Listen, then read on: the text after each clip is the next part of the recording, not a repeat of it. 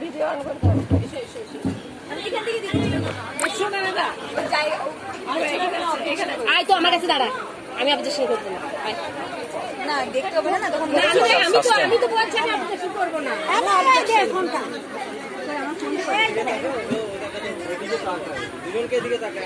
চুপটা করে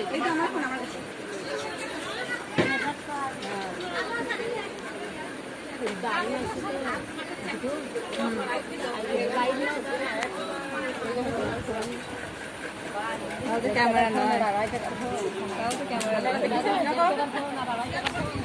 না কি আরাম। আমার ভাই পড়ে গেল